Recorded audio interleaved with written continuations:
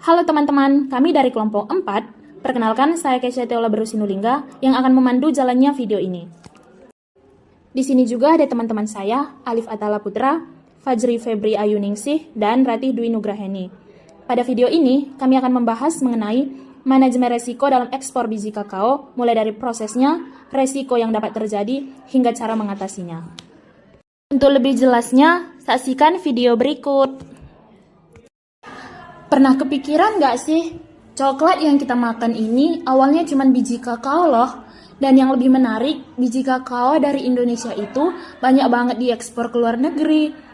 Tapi di balik ekspor biji kakao, itu ternyata ada resiko yang nggak sedikit juga loh. Awalnya, biji kakao dipanen dari perkebunan. Setelah dipanen, biji kakao memasuki proses pengeringan dan dilanjutkan dengan proses pengemasan. Selanjutnya, biji kakao yang sudah dikemas akan dikirim ke luar negeri lewat pelabuhan. Nah, dari proses ini ada dua hal penting yang sering menjadi masalah. Yang pertama adalah kualitas biji kakao. Jika proses pengeringannya nggak maksimal, biji kakao bisa lembab dan berjamur. Dan itu bisa membuat kualitasnya menurun dan bahkan bisa ditolak oleh pembeli.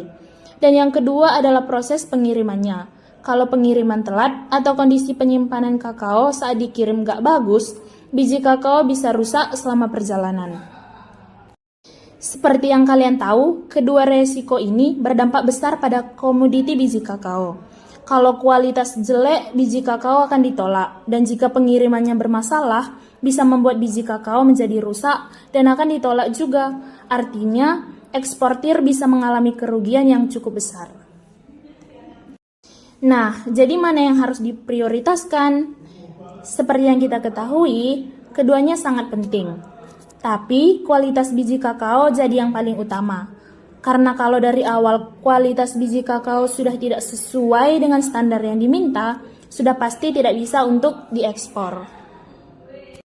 Untuk mengatasi masalah tersebut, ada beberapa cara yang bisa kita pakai. Yang pertama, memastikan proses pengeringan biji kakao dilakukan dengan baik supaya tidak lembab. Dan yang kedua, melakukan quality control sebelum dikirim. Dan yang terakhir, menggunakan pengemasan dan pengiriman yang aman supaya biji kakao tetap terjaga kualitasnya sampai ke tempat tujuan.